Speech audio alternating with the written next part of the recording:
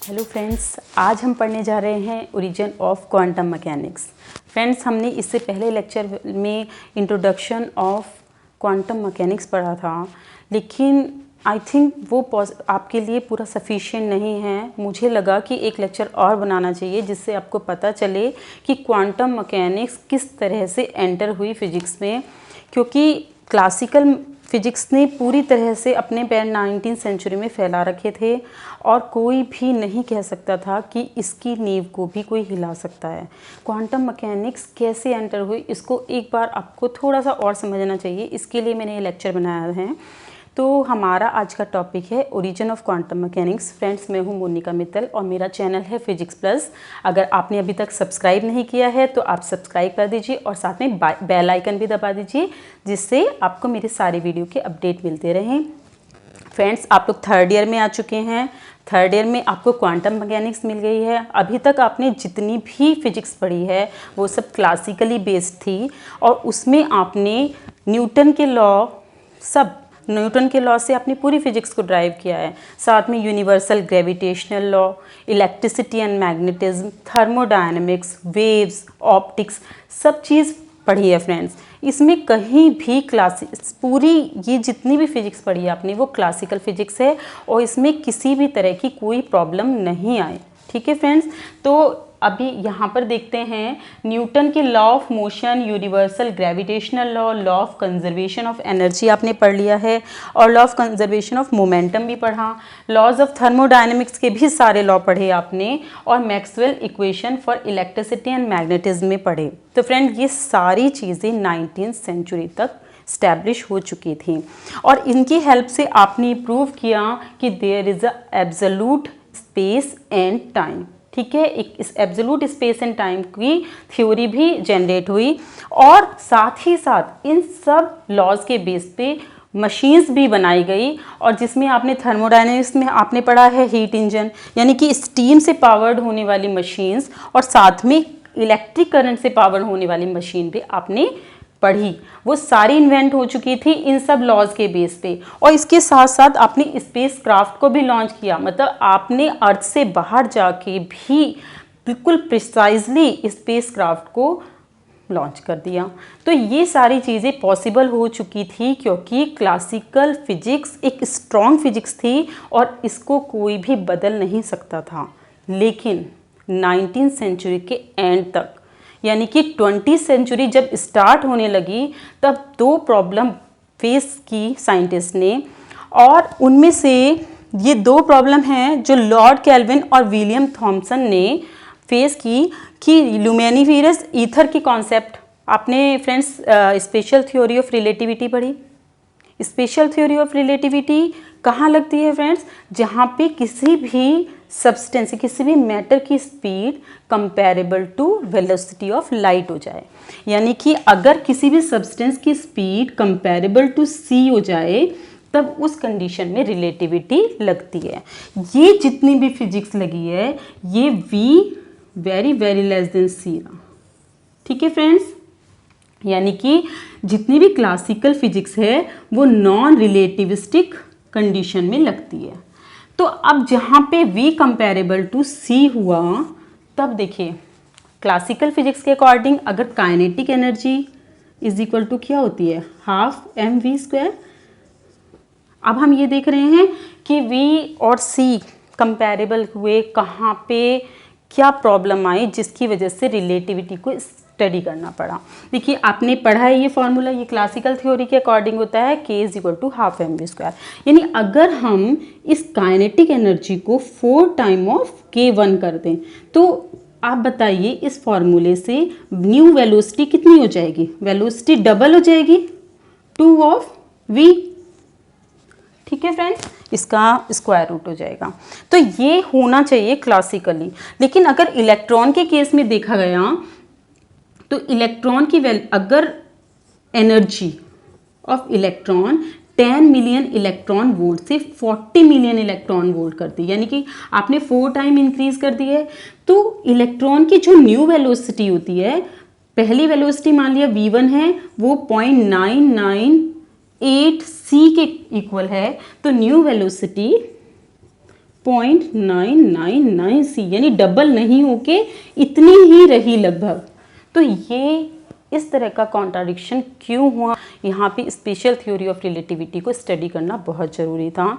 तो आप special theory of relativity अच्छे से पढ़ चुके हैं, फिर भी उस थ्योरी में एक आपने लिया था कि ईथर मीडियम। सेंचुरी में जितने भी एक्सपेरिमेंट हुए हैं उसमें ये बोला गया था कि यूनिवर्स के अंदर एक ईथर मीडियम है, हाइपोथेटिकल मीडियम है जो, और जिसकी प्रॉपर्टी है वो सॉलिड होता है, और लाइट की वेव्स की लाइट जो होती है वो इस ईथर मीडियम में ट्रेवल करती है, और जो ईथर मीडियम है उसकी प्रॉपर्टी है कि वो सॉलिड होता है। ठीक है फ्रेंड्स, ईथर मीडियम के बारे में डिटेल में आप रिलेटिविटी में ही पढ़ेंगे, लेकिन थोड़ा सा बेसिक हम ये बता रहे हैं किस तरह से क्वांटम मैकेनिक्स एंटर की है फिजिक्स के अंदर। ठीक है फ्रेंड्स, तो दो प्रॉब्लम आई 19th सेंचुरी के लास्ट तक, दो प्रॉब्लम आई। एक तो ईथर का जो आपने एजम्पशन लिया था कि पूरे यूनिवर्स में, अर्थ में हर जगह ईथर मीडियम एग्जिस्ट करता है, और लाइट क्योंकि इलेक्ट्रोमैग्नेटिक वेव्स मानी जाती थी लाइट को क्लासिकली, इलेक्ट्रोमैग्नेटिक वेव जिसमें इलेक्ट्रिक वेक्टर भी हैं और मैग्नेटिक वेक्टर भी हैं, तो वो किसी मीडियम में ही प्रोपेगेट हो सकती हैं, ये अजम्पशन क्लासिकल फिजिक्स में मानी जाती थी। तो जब वो किसी मीडियम में चलेगी तो इस तरह का हाइपोथेटिकल मीडियम माना गया था, इसको ईथर मीडियम बोलते थे, जिसकी प्रॉपर्टी थी कि एक तो ये सॉलिड था और ऊपर से वो इलास्टिक भी था। ठीक है ना, यानी सॉफ्ट भी था, सॉलिड भी है और सॉफ्ट भी है, दोनों तरह की कॉन्ट्राडिक्टरी टाइप की सिचुएशन थी, और इसको लेकर ही पूरी क्लासिकल फिजिक्स बताई गई। और जैसे फ्रेजनल ऑप्टिक्स के केस में फ्रेजनल की जो डिफ्रैक्शन था, इन सबको भी ये मान के प्रूव किया गया था कि ईथर जो है वो कांस्टेंट है पूरे मीडियम में। ठीक है फ्रेंड्स, तो किसी भी तरह की कोई प्रॉब्लम नहीं आई थी। लेकिन अब क्या हुआ, रिलेटिविटी में इस ईथर मीडियम ने बड़ी प्रॉब्लम जनरेट की। तो माइकलसन मोर्ले जो साइंटिस्ट थे, उन्होंने ईथर मीडियम के एग्जिस्टेंस के लिए एक्सपेरिमेंट किया, लेकिन हालांकि वो एक्सपेरिमेंट फेल हो गया। इस एक्सपेरिमेंट के फेल होने के बाद भी एक कंक्लूजन निकल के आया कि ईथर मीडियम एग्जिस्ट नहीं करता है, मतलब किसी भी तरह का मीडियम यूनिवर्स में एग्जिस्ट नहीं करता है जो ईथर, हाइपोथेटिकल ईथर टाइप का होगा। ठीक है फ्रेंड्स, तो ईथर का यहाँ पे तो कॉन्सेप्ट खत्म हो चुका था। और माइकलसन मोर्ले ने ये बताया कि speed of light c is equal to 3 × 10⁸ metre per second होती है। तो ये उनकी बहुत ही, ये इन्होंने निकाला था बहुत इंपॉर्टेंट रिजल्ट। ठीक है फ्रेंड्स, तो अब ये वाली प्रॉब्लम किसने सॉल्व की, आइंस्टीन ने। ठीक है फ्रेंड्स,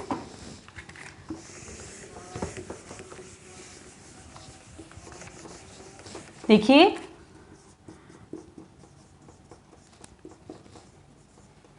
आइंस्टीन साइंटिस्ट ने दो पॉस्टुलेट दिए रिलेटिविटी के लिए। फर्स्ट पॉस्टुलेट भी आपको पता है कि जितनी भी फिजिकल लॉज होते हैं, जो न्यूटन के लॉ हैं, वो हर इनर्शियल फ्रेम में सेम रहते हैं। इनर्शियल फ्रेम और नॉन इनर्शियल फ्रेम आप पढ़ चुके हैं। जो फ्रेम किसी और फ्रेम के रेस्पेक्ट में सेम वेलोसिटी में ट्रेवल कर रहे होते हैं, यानी कि उनके बीच में कोई एक्सेलरेटेड मोशन नहीं होता है, वो इनर्शियल फ्रेम कहलाते हैं। तो हर इनर्शियल फ्रेम में लॉ ऑफ न्यूटन सेम रहते हैं। सेकेंड पॉस्टुलेट कहता था कि स्पीड ऑफ लाइट जो होती है वो वैक्यूम में और मीडियम में सब में सेम होती है, और उसमें किसी भी तरह की रिलेटिविटी नहीं होती है। तो आइंस्टीन के ये दोनों पॉस्टुलेट की हेल्प से इस वाले ईथर मीडियम के कॉन्सेप्ट को गलत सिद्ध कर दिया गया। लेकिन अब दूसरी प्रॉब्लम क्या आई, दूसरी प्रॉब्लम आई black body radiation. Friend, black body radiation क्या होता है कि आपको नेक्स्ट लेक्चर में ब्लैक बॉडी के बारे में डिटेल जानकारी मिलेगी। ब्लैक बॉडी एक ऐसी बॉडी होती है जिसके ऊपर अगर आप कोई भी रेडिएशन डालते हैं तो वो उसको पूरी तरह से एब्जॉर्ब कर लेती है, और साथ में जब वो थर्मल इक्विलिब्रियम में आ जाती है तो वो उसी जितना उसने रेडिएशन को एब्जॉर्ब किया है उसको एमिट करना शुरू कर देते हैं। ब्लैक बॉडी के बारे में बहुत सारे कॉन्सेप्ट हैं जो हम नेक्स्ट लेक्चर में समझने वाले हैं कि ब्लैक बॉडी क्या होती है और ब्लैक बॉडी किस कंडीशन में रेडिएशन एमिट नहीं करती है। हमारी बॉडी भी ब्लैक बॉडी है क्या, सन ब्लैक बॉडी है क्या, ब्लैक होल ब्लैक बॉडी है क्या, ये सारे क्वेश्चन के आंसर आपको नेक्स्ट लेक्चर में मिलने वाले हैं। अभी हम सिर्फ पता कर रहे हैं कि क्वांटम मैकेनिक्स की ज़रूरत क्यों पड़ी। तो आइंस्टीन ने कि ये 2 पोस्टुलेट और प्लस ब्लैक बॉडी रेडिएशन, ये जो ब्लैक बॉडी कैविटी है इसके जो रेडिएशन बाहर निकल रहे हैं उनको वेवलेंथ और ए लैम्डा एनर्जी, उनके बीच में एक ग्राफ प्लॉट किया गया कि जो इसके अंदर से स्पेक्ट्रल निकलना है उसका इस तरह का बिहेवियर देखा। ये 4000 केल्विन, और जैसे जैसे आप टेम्परेचर इंक्रीज करते चले गए इस तरह से ये चीज़ यहाँ से इंक्रीज होती गई। ठीक है फ्रेंड्स, ये यहाँ पे थी पीक, ये पीक थी, और ज़्यादा टेम्परेचर आपने बढ़ाया तो ये पीक यहाँ पे आ गई। तो इस तरह का बिहेवियर क्लासिकली नहीं समझा सकते थे।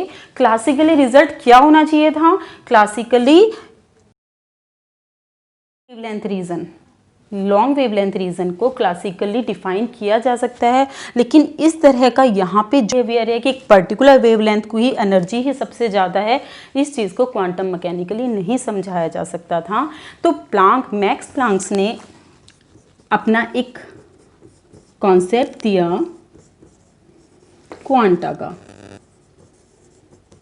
ठीक है फ्रेंड्स, ये क्वांटा क्या होते हैं, तो मैक्स प्लांक ने बोला कि जो रेडिएशन होता है, इलेक्ट्रोमैग्नेटिक रेडिएशन होता है, वो वेव की फॉर्म में नहीं पार्टिकल की फॉर्म्स में होता है। ठीक है फ्रेंड्स, और उन पार्टिकल को क्वांटा बोलते हैं और उनकी स्पेसिफिक एनर्जी होती है जो कि h न्यू से डिनोट की। ठीक है फ्रेंड्स, न्यू यहाँ पर फ्रीक्वेंसी है और h कैलिब्रेशन कांस्टेंट है। बाद में उनके ऑनर में, प्लांक के ऑनर में इसका नाम प्लांक कांस्टेंट दिया गया। तो ये इस तरह की एनर्जी के पैकेट्स होते हैं रेडिएशन के अंदर जो कि एमिट होते रहते हैं रेजोनेटर या ब्लैक बॉडी से। ठीक है फ्रेंड्स, आपको ये समझ में आ चुका है क्लासिकली रिजल्ट क्या होना चाहिए था। रिले जीन्स ने क्लासिकली रिजल्ट बताया हाई फ्रिक्वेंसीज के लिए, लेकिन लो फ्रिक्वेंसीज पे लो फ्रिक्वेंसी या हाई वेवलेंथ। ठीक है फ्रेंड्स, क्योंकि E is equal to HC upon lambda होता है और E is equal to H nu होता है, यानी nu is inversely proportional to lambda. अगर हम इधर की बात कर रहे हैं तो ये लो फ्रिक्वेंसी या हाई वेवलेंथ हो रहा है, और इधर की बात कर रहे हैं तो ये हाई फ्रिक्वेंसी लो वेवलेंथ की बात हो रही है। तो यानी कि लो फ्रिक्वेंसी की तरफ रिले जीन ने अपना ये एक्सप्रेशन प्रूव कर दिया था। ब्लैक बॉडी को मान लिया था, ब्लैक बॉडी रेजोनेटर के अंदर सिंपल हार्मोनिक मोशन हो रहा है और उससे जो निकल रही है सेम फ्रीक्वेंसी के वेव्स निकल रही हैं, उनको प्लॉट किया जा सकता है। लेकिन इस तरह का हायर फ्रीक्वेंसी में इस तरह का बिहेवियर जो ग्राफ में आया है, इसको क्लासिकली एक्सप्लेन नहीं किया जा सकता था, इसीलिए प्लांक की थ्योरी से इसको एक्सप्लेन किया गया। तो नेक्स्ट लेक्चर में आप ब्लैक बॉडी की पूरी डिटेल और प्लैंक ने क्या प्रूव किया ये सब पढ़ेंगे। तो अगर आपको समझ में आ गया है तो आप नेक्स्ट लेक्चर में ज़रूर जाइएगा, और अगर आपको पसंद आया है तो आप लेक्चर को लाइक करिएगा। Thank you.